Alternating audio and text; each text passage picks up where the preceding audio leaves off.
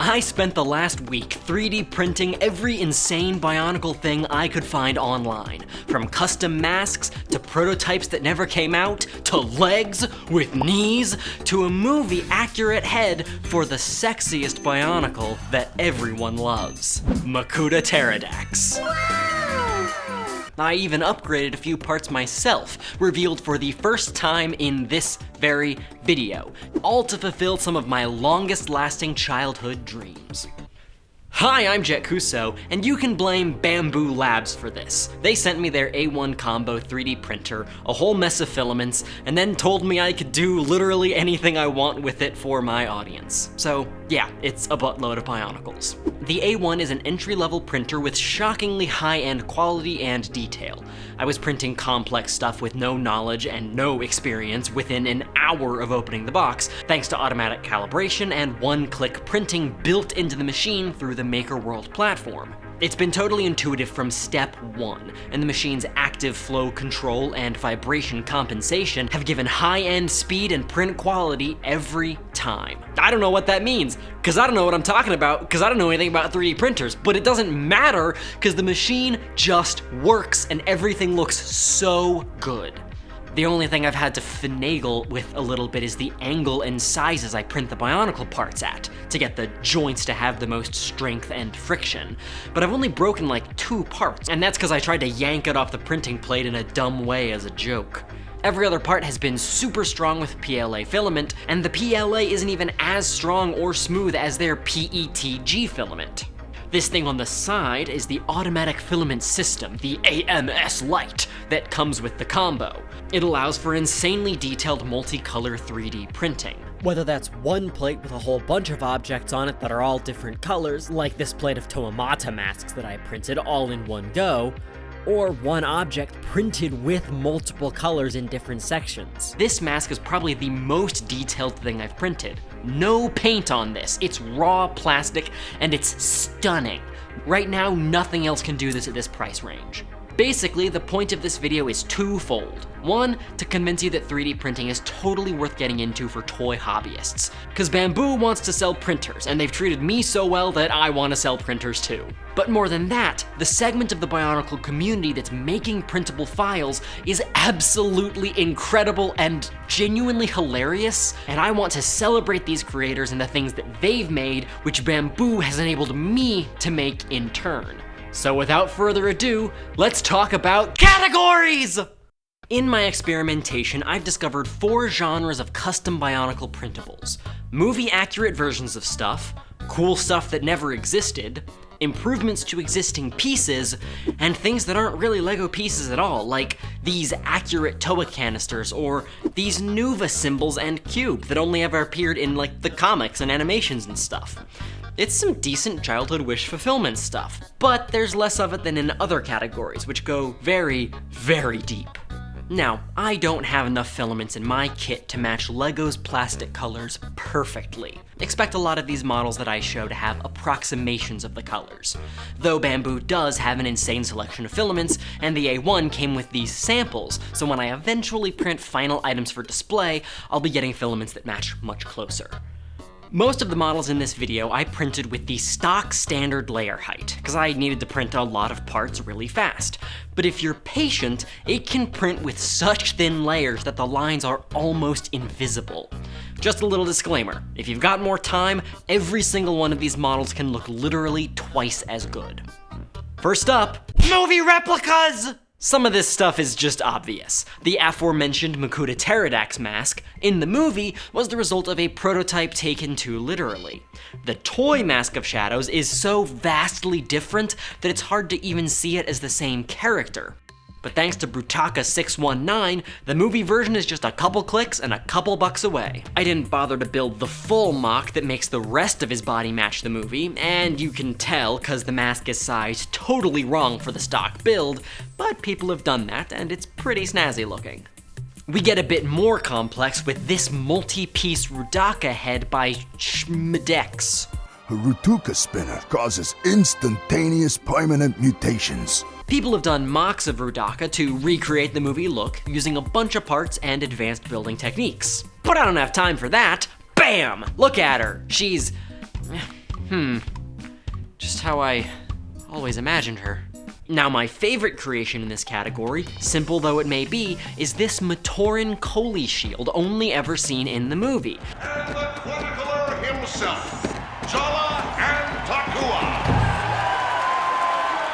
Which I was able to multicolor print thanks to the AMS light. Again, no paint, all plastic. I couldn't find an accurate Koli staff or ball to match, so as fans of folkloric trickster gods might say, we're stuck with the puck. But still, this feels right. This makes me very, very happy. Next up, stuff that never existed! This is Malum. He's an apple now. It's a choice. He likes it, and I'd thank you not to ask me about it again. I owe an eternal debt to Mega Willbot for making the Bionicle fruit adapters, the Bionicle Tims, the Toa knees that I'll show off later, this Vegemite Kanohi. God, I want nothing more than to infiltrate this guy's mind like Kylo Ren. I bet there's frickin' new colors in there. Things you people wouldn't believe. I was weirdly into Mr. Potato Head for like a year back when they made those Transformers crossover sets, so this is a return to form for me in a big way. There's something special about an action figure that will rot and wither and, in defiance of the Toy Story mythos, will not outlast me like so many possessions, which will bear no memory of me in the decades past my death beyond the scratches that I give them while I still am. This is a Bionicle I can plant, and I like that. Needless to say, this is not the standard for custom Bionicle parts. Mostly it's custom masks to solve a problem that most fandoms don't have. See, for decades, Bionicle fan characters have been limited to just a handful of official masks. In years 1 and 2, you could at least get masks in many colors that aren't normal canon Toa masks. But after that, you run out of options. It's distracting to see an insane mock with crazy detail that does just have Turaga Onewa's normal face. But now people can print out dozens of fan-made mask designs, some of which look more canon-ready than others, but all of which spark joy and creativity.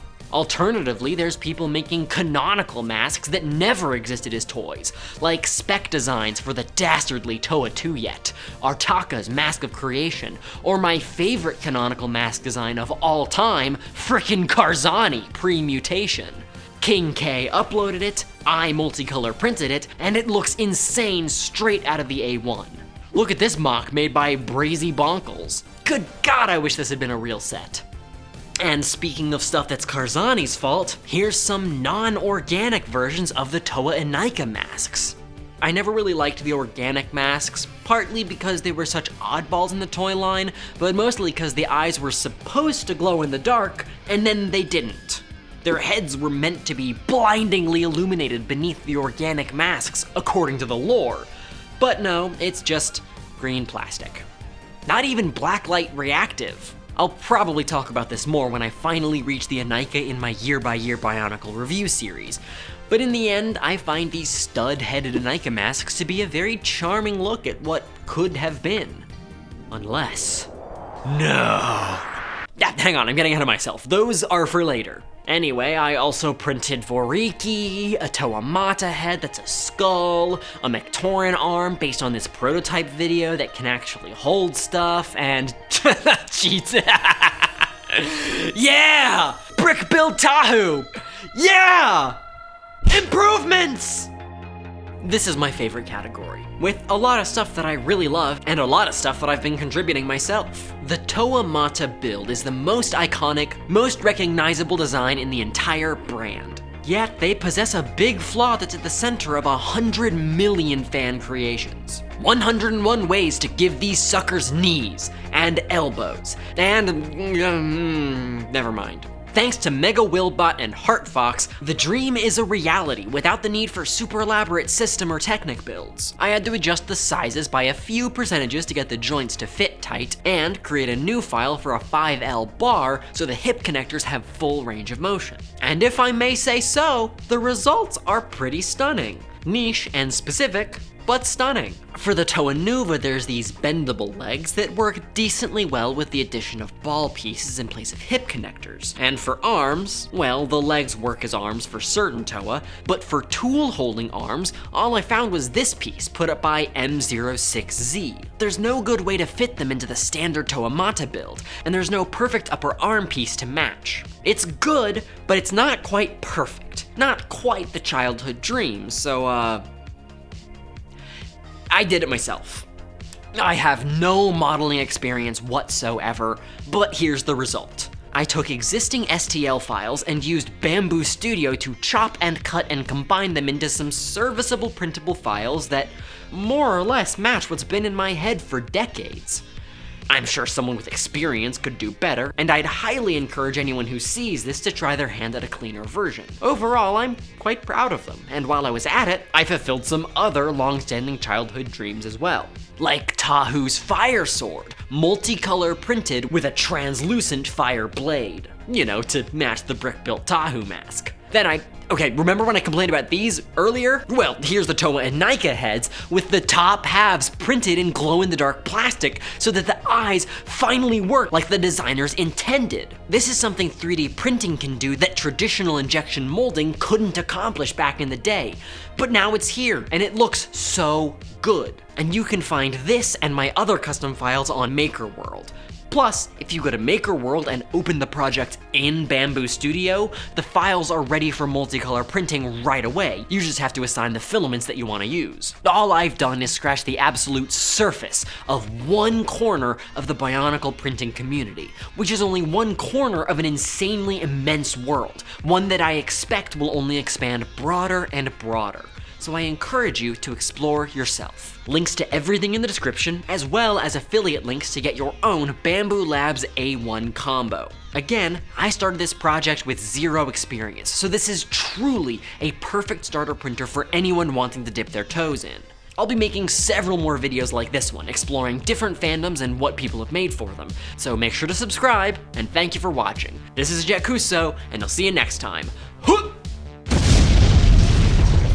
Thank you so much from the bottom of my heart to all of my Patreon supporters, especially my Diamond patrons Immortal Blank, Lucid Lana, CHOOKA Bear, RAZU Ryan, and Tenzin Sayang, my Titan patrons Sierra 107, Gusano, Plecopleco, and Banana Jones, and my Hyper patrons Trouble, Mudorios, Orio, Alyssa, Gretlein, and Mannsky.